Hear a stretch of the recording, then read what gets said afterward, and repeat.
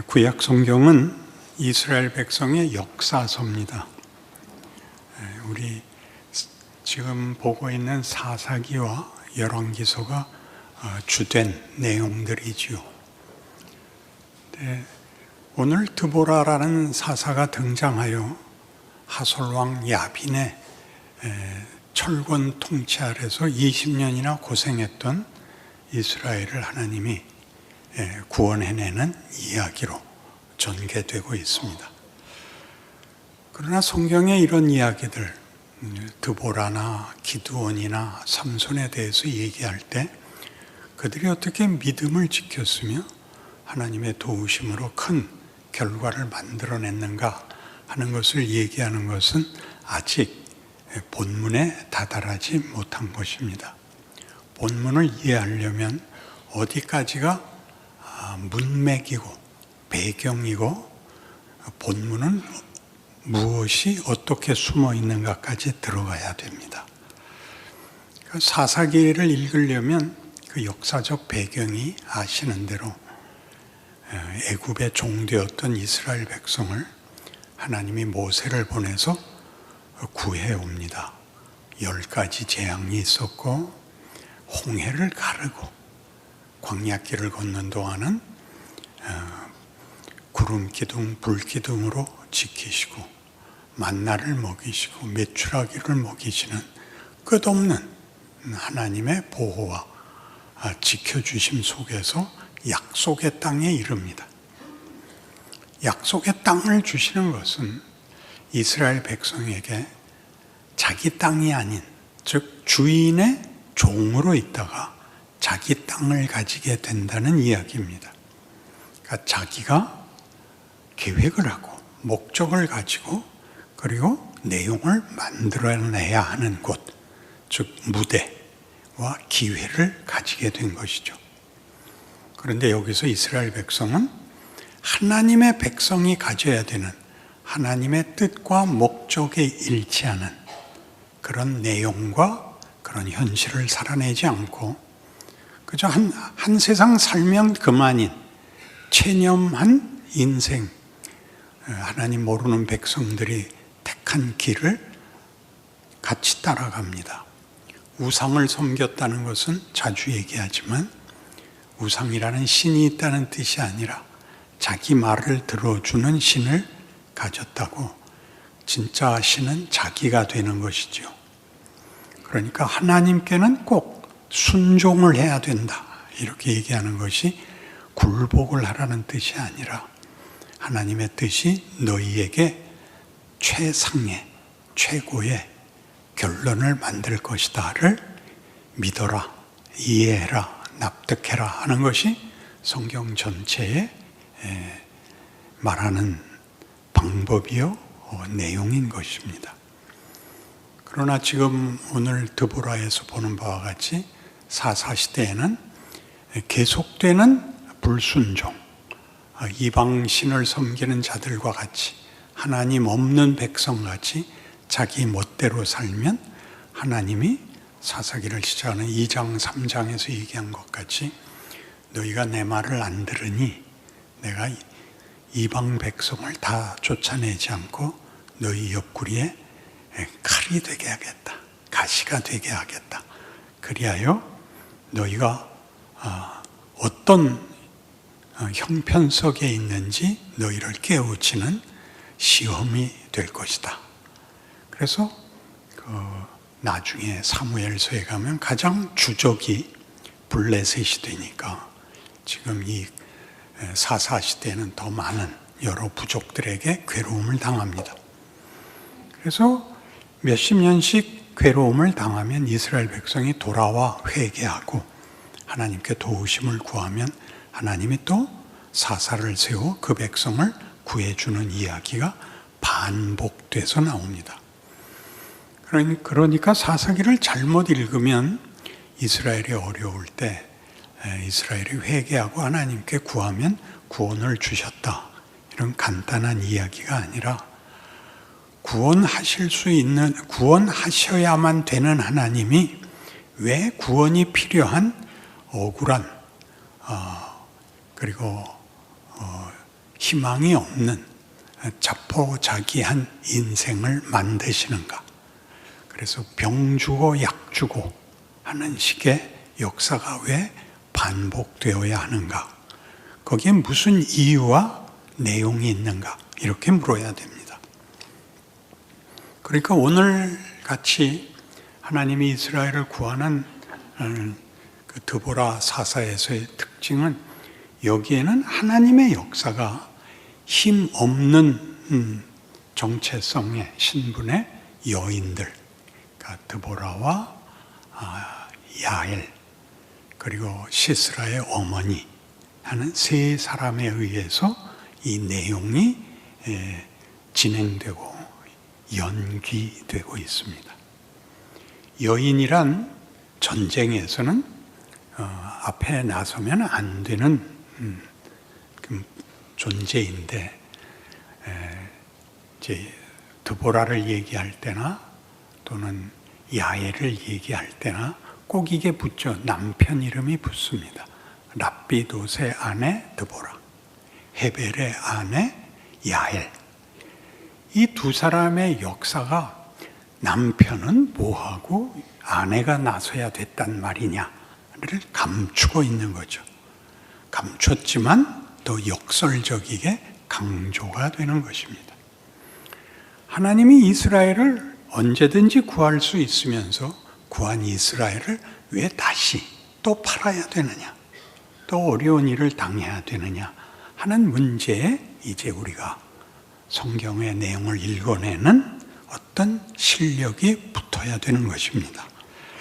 시편 8편을 보겠습니다. 필요한 본문이니까 함께 찾아주십시오. 시편 8편, 짧은 시입니다. 1절에서 9절까지인데 함께 스크린에도 나와 있으니 함께 읽겠습니다. 여호와 우리 주여, 주의 이름이 온 땅에 어찌 그리 아름다운지요. 주의 영광이 하늘을 덮었나이다. 주의 대적으로 말미암아 어린아이들과 젖먹이들의 입으로 권능을 세우시며 이는 원수들과 보복자들을 잠잠하게 하려 하심이니이다. 주의 손가락으로 만드신 주의 하늘과 즉 주께서 베풀어 두신 달과 별들을 내가 보오니 사람이 무엇이기에 주께서 그를 생각하시며 인자가 무엇이기에 주께서 그를 돌보시나이까. 그를 하나님보다 조금 못하게 하시고 영화와 존귀로 관을 씌우셨나이다. 주의 손으로 만드신 것을 다스리게 하시고 만물을 그의 발 아래 두셨으니 곧 모든 소와 양과 들짐승이며 공중의 새와 바다의 물고기와 바닷길에 다니는 것이니이다. 여호와 우리 주여, 주의 이름이 온 땅에 어찌 그리 아름다운지요. 그러니까 여기서 주인공은 누굽니까? 어린아이와 젖먹이입니까? 하나님의 특별한 대접을 받는 인간들입니까? 하나님입니까? 네, 하나님입니다. 여기는 이 존재가 너무 차이가 나서 하나님이 주인공이라고 얘기를 안 할 수가 없습니다. 그러나 이 이야기 속에는 주의 대적을 물리친 이야기가 주된 내용인데 그것으로 인하여 하나님이 영광을 받으십니다. 근데 주의 대적은 어떻게 물리치냐면 어린아이와 젖먹이의 입으로 그들을 물리칩니다. 오늘 드보라 얘기에 굉장히 비슷하지요. 이스라엘을 구하는데 상대방은 그 군대 장관 시스라가 데리고 나온 군대의 그 크기가 철병거만 900대입니다. 그러니까 보병은 그 적어도 100배는 되는 것이니까 굉장한 것이죠. 이스라엘은 몇 명? 10,000명. 그리고 그 군대 장관은 바락인데 바락은 잘 읽으셔야지 발악이 되지 말고 바락인데 정말 발악을 합니다. 누구에게? 드보라에게. 난 못합니다. 난 못 갑니다. 당신이 안 가면 난 못 갑니다. 라는 쫄장부가 그 그들을 데리고 나가서 왜 이기냐 하면 하나님이 앞장서셔서 바락 앞에 여호와가 함께하여 적들을 물리쳐 진멸합니다. 그러나 마지막 가장 중요한 시스라를 죽이는 이는 도망가던 시스라가 그 야빈과 가까운 그 관계를 맺고 있는 헤벨의 집에 피난으로 들어가서 그 부인에게 자기를 숨겨달라 그러고 그 아내가 마음 놓고 주무시라고 해놓고 잠이 들자 말뚝을 가져와서 관자놀이에 놓고 망치로 박아서 굉장하죠. 우리 그 빙수 먹을 때 얼음 깨듯이 그렇게 꿰뚫어 땅에 박아버리고 맙니다. 그 여인들이, 그러니까 이 시편 8편으로 얘기하면 젖먹이와 어린아이의 입으로 대적들을 물리치시고, 가장 중요한 것은 우리 편, 인간이 무엇이길래 이 모든 우주와 역사를 동원하여 하나님께서 관심과 그리고 목적과 모든 집념을 불태우십니까? 이렇게 되는 겁니다. 그러니까 적을 물리치면 평화가 오는 보상이 아니라 적을 물리친 것은 아주 사소한 일이고, 뭐에 비해서 이제부터 하려는 일, 적을 물리친 게 다가 아니라 나를 기르는 일, 나를 만드는 일이 적을 물리친 것은 이렇게 어린아이와 젖먹이의 입으로 쫓을 수 있고, 우리를 만드는 일은 지금까지의 역사와 우리 인생에서 부닥치는 모든 저 깊은 고통과 갈등과 해결할 길 없는 모든 문제들을 가지고 하나님이 일을 하신다는 거죠. 내가 이 문제를 어떻게 해결하며 나라는 정체성을 무엇으로 확인하며 나라는 존재의 만족과 평화는 어떻게 얻는가라고 여러분 실존적 고난에만 머물러 있지 말고 이 하나를 기르기 위하여 하나님이 얼마나 큰 무대와 얼마나 큰 다른 엑스트라들을 동원했는가를 봐라, 그런 거죠. 해와 달과 별과 온 우주와 역사와. 그러니까 여러분이 아는 역사 기껏 누구 있습니까? 이름 있는 사람, 알렉산더, 그런 정도죠. 히틀러, 구약 역사로 가면 모세, 엘리야, 누구를 동원해도 좋습니다. 그들이 다 나라는 한 존재를 위해서 엑스트라로 서 있는 겁니다. 그렇게 나를 만들고 있습니다. 그러니까 왜 이방으로 하여금 우리를 치게 하느냐? 우리를 치러 온 대적을 물리치는 것은 이렇게 간단한 일이지만 너희에게 가진 목적과 영광은 비교할 수 없는 것이다를 이스라엘에게 약속했고, 그것을 법조문으로 만든 것은 율법인데, 하나님이 우리에게 만들려고 하는 것은 우리가 커야 되는 문제니까 내가 알아먹지 못하면 반복할 수밖에 없다. 그게 구약이죠. 구약은 실패로 끝났다. 그렇게 간단한 문제가 아니라 이를 기르기 위하여 끝없는 채찍질과 또 필요하다면 주께서 직접 피 흘려 우리를 씻으시는 일까지를 다 동원하여 여기까지 왔다 라고 얘기하는 것이 성경이 하고픈 이야기인 것입니다. 그러니 여러분이 예수를 믿으면 걱정, 근심이 없어지는 게 문제가 아니라 내가 어떤 존재, 나라는 존재의 정체성과 신분과 지위와 운명에 대하여 여러분이 만족스러운 정도를 넘어서 하나님이 만족하실 때까지 가야 되니까 우리는 중간에 꼭 물어보죠.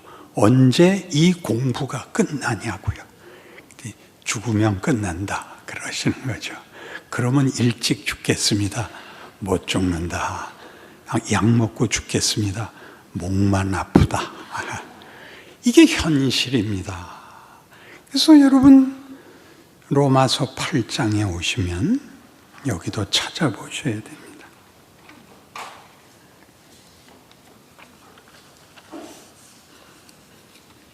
로마서 8장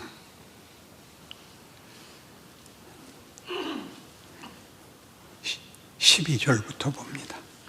그러므로 형제들아 우리가 빚진 자로 돼 육신에게 져서 육신대로 살 것이 아니니라. 너희가 육신대로 살면 반드시 죽을 것이로되 영으로서 몸의 행실을 죽이면 살리니 무릇 하나님의 영으로 인도함을 받는 사람은 곧 하나님의 아들이라. 너희는 다시 무서워하는 종의 영을 받지 아니하고 양자의 영을 받았으므로 우리가 아빠 아버지라고 부르짖느니라. 성령이 친히 우리의 영과 더불어 우리가 하나님의 자녀인 것을 증언하시나니 자녀이면 또한 상속자 곧 하나님의 상속자요 그리스도와 함께한 상속자니 우리가 그와 함께 영광을 받기 위하여 고난도 함께 받아야 할 것이니라. 기도의 응답은 여러분 고민할 게 없어지는 데가 아니라 고민이 무엇을 만들어내기 위하여 주어진 조건이냐 하는 것을 알아야 되는 것입니다. 그것은 이것과 똑같죠. 공부는 열심히 해야 되고 끈기 있게 해야 됩니다. 왜요? 자기가 한 것만큼 크니까요. 그러니까 책상을 정리하고 밤을 새도 공부는 하지 않고 있으면 밤을 샜다는 뜻은 밤새 공부를 했다를 내용으로 갖고 있어야 되는데 밤만 샜단 말이죠. 커피만 12잔 먹고. 그러니 우리 인생에서 고민을 제거해 주십시오는 기독교가 약속한 결론이 아닙니다. 너를 고단하게 만드는 것은 네가 원하는 경쟁에서의 승리를 주겠다는 뜻이 아니다. 그것은 언제든지 어린애라도 할 수 있다. 내가 그거는 후 하고 한번 바람만 불어도 제거할 수 있다. 제거할 수 없는 것은 뭐냐? 너를 만들어야 되는 과정이다. 그것은 지나가면 되는 것이 아니라 그 각각의 과정을 채워나가야 된다. 여태껏 고생한 게 뭐가 부족해서 아직도 남았습니까? 박사과정 하자. 이렇게 된 것입니다. 그러니 싫다는 거죠. 등록금을 더블로 낼 테니까 그 기간을 줄여주십시오. 이런 걸 합의할 수는 없지 않습니까? 그럼 우리는 늘 이야기를 하게 됩니다. 그래서 지금 보시다시피 너희라는 존재의 정체성이 무엇인지 알아라가 왜 나오느냐 하면 너는 하나님의 자녀다. 자녀를 안 기르는 부모는 없다. 다른 사람에게라면 무슨 뭘 돕거나 뭘 주는 것으로 그 결과가 끝나지만 너희는 무엇을 준 것이 아니라 네가 커야 되기 때문에 부모가 늘 너를 괴롭힐 수밖에 없다. 그렇게 말하고 있는 것이죠. 그것이 복이라는 걸 아는 데에는 너무 오래 걸립니다. 여러분들이 여러분 인생에 있어서 답을 찾은 사람들의 간증을 들어보시면 그들의 간증의 대부분의 한국 교회의 수준은 그 간증이 진지하고 순진합니다.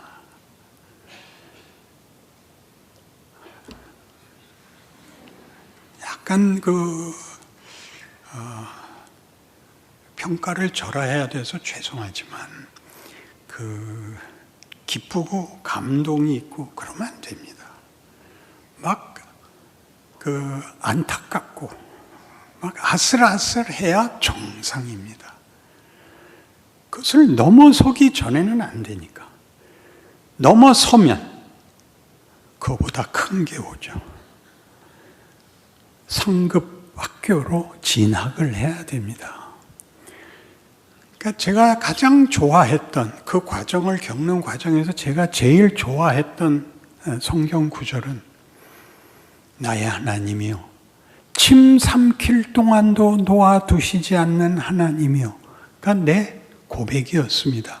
항복의 고백이 아니라 진저리가 쳐지는 비명이었습니다. 어쩌면 그렇게 놔두시지 않는지.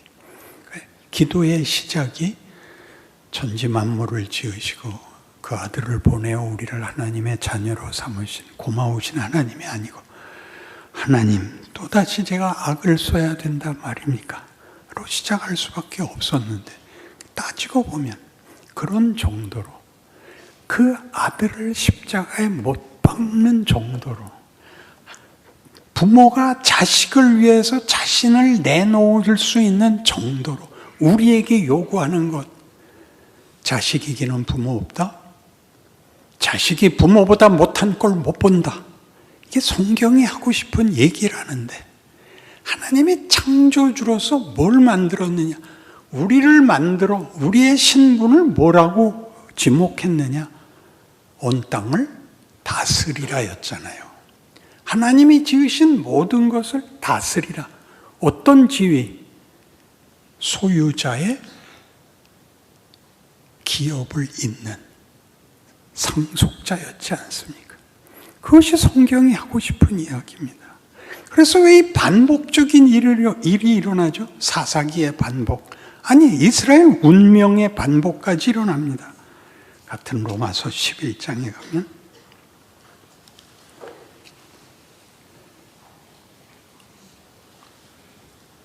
25절, 형제들아 너희가 스스로 지혜 있다 하면서 이 신비를 너희가 모르기를 내가 원하지 아니하노니, 이 신비는 이방인의 충만한 수가 들어오기까지 이스라엘의 도로는 우둔하게 된 것이라. 그리하여 온 이스라엘이 구원을 받으리라. 기록된 바 구원자가 시온에서 오사 야곱에게서 경건하지 않은 것을 돌이키시겠고, 내가 그들의 죄를 없이 할 때 그들에게 이루어질 내 언약이 이것이라. 함과 같으니라. 복음으로 하면 그들이 너희로 말미암아 원수된 자요, 택하심으로 하면 조상들로 말미암아 사랑을 입은 자라. 하나님의 은사와 부르심에는 후회하심이 없느니라. 너희가 전에는 하나님께 순종하지 아니하더니 이스라엘이 순종하지 아니함으로 이제 긍휼을 입었는지라. 이와 같이 이 사람들이 순종하지 아니하니 이는 너희에게 베푸시는 긍휼로 이제 그들도 긍휼을 얻게 하려 하심이라. 하나님이 모든 사람을 순종하지 아니하는 가운데 가두어 두심은 모든 사람에게 긍휼을 베풀려 하심이로다. 순종하지 아니하는데 가두어 둔다. 순종하지 않고 어디로 갔다고요? 자기 주장대로 갔다고요.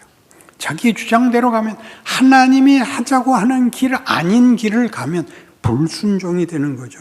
그러면 우리에게는 순종했다, 불순종했다가 하나의 윤리와 도덕으로서 작용을 해서 난 순종했어, 난 순종하지 않았어, 이렇게 비교가 되는데, 그게 아니라 하나님이 하자는 걸 하지 않고 자기가 만들려는 걸 갖기 때문에 무슨 꼴을 봤냐? 우리의 한계를 봤다는 거죠. 이 길로 가는 걸 왜 놔뒀냐? 왜 사사기에서 이스라엘이 이방 민족에게 어려움을 겪어야 하느냐? 그들이 택한 길은 결국 생존 경쟁이고 폭력이 왜 아무것도 아니라는 걸 보여주는 것이죠. 사망이 끝이라는 걸 보여줌으로써 하나님이 하려는 영생, 생명이 무한하다는 뜻이 아니라 생명이 부유하고 풍성하고 충만하다는 것을 우리에게 알리기 위하여 이 둘을 같이 쓸 수밖에 없었다, 이런 얘기입니다. 그래서 그것을 역사 속에서는 이스라엘의 민족을 놓고 보자면 이스라엘에게 그 많은 기회와 과정을 줬으나 저들이 실패합니다. 저들이 실패하면 인류가 실패하는 거였습니다. 왜냐하면 이스라엘이 제사장 국가였기 때문에. 그들이 하나님을 이방에 전하지 않으면 우리는 하나님이 알 길이 없는데, 이스라엘이 실패하면 이방은 말할 것도 없이 실패해야 되는데, 희한하게도 그들이 불순종을 하자 하나님이 이방에 그의 복음을 허락하심으로 오늘 지금 본 성경같이 이스라엘이 불순종한 걸로 이방에게 긍휼을 베풀었답니다. 이게 무슨 뜻이냐 하면, 그들이 불순종해서 너희에게 올 수 없었던 것을 너희에게 줬다. 이중적 은혜, 긍휼이라는 걸 가르칩니다. 조건이 너희에게 있지 않다는 건 공짜다가 아니라 너희가 만들 수 없는 걸 내가 만들기 위하여 내가 이유가 되고 내가 조건이 되고 내가 모든 책임을 지고 너희를 여기까지 끌고 간다는 걸 보였다. 그러니까 이스라엘은 불순종해서 그러면 멸망을 하느냐? 아니다.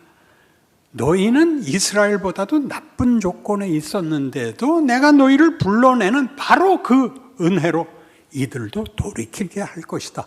그럼 왜 이 둘의 불순종의 결과와 순종의 결과, 아니 무지에게 허락한 은혜를 대비하는가? 우리에게 말하는 거죠. 너희가 가고 싶은 것과 하고 싶은 것과 되고 싶은 것과 하나님이 하고자 하는 것이 뭐가 다른가? 순종과 불순종으로 나누고 은혜와 긍휼로밖에 설명할 수 없는 이유가 뭔가? 너희의 차원, 너희의 실력으로 만들 수 없는 데를 가자고 하는 것이다. 이것이 하나님이다. 그것이 부모가 자식에게 베푸는 부모된 도리다. 그렇게 얘기하는 것입니다. 2부 때는 딱 하나였어요. 근데 지금은 한 3, 4명 했어요. 3부가 난가 봐요. 숫자가 높아져서 그럴까요? 여러분, 이 이야기를 진정성을 갖고 들어와야 되는 게 아니라 이렇게 기독교는 완전히 다른 얘기구나라고 알아야 돼요. 여러분이 말하는 행복, 여러분이 말하는 영광, 여러분이 말하는 어떤 성공에 관한 얘기가 아니라 존재론이, 운명이 다른 거예요. 하나님이라는 분은 이런 분이구나. 나에 대해서. 그러니까 아까 본 시편 8편의 핵심이 뭐였죠?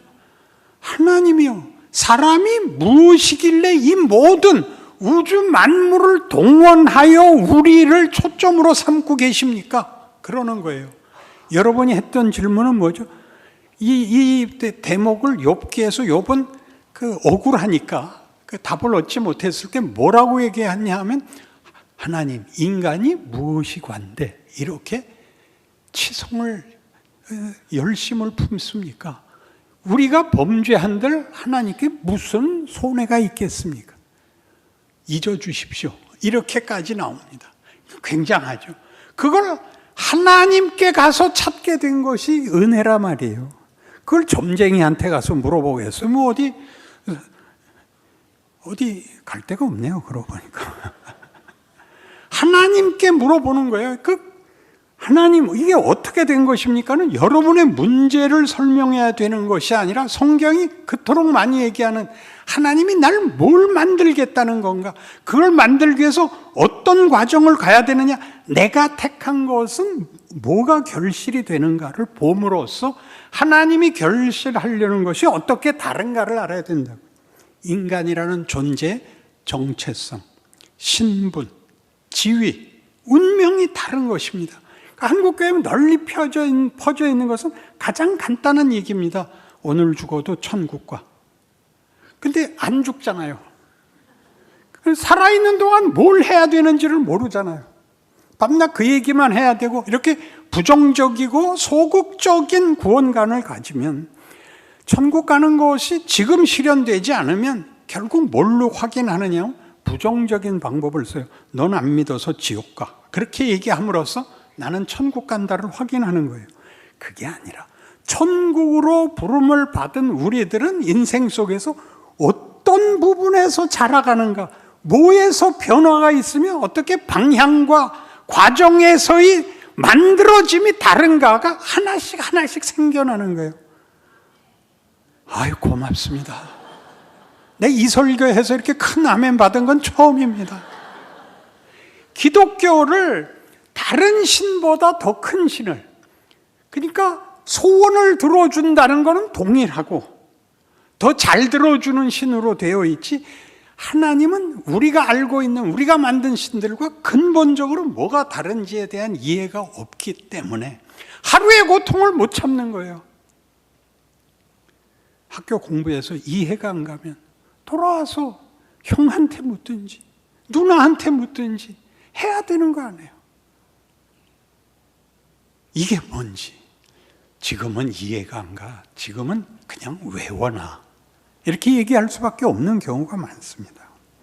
그런 마땅한 실력이 커야 그 다음 게 이해가 됩니다.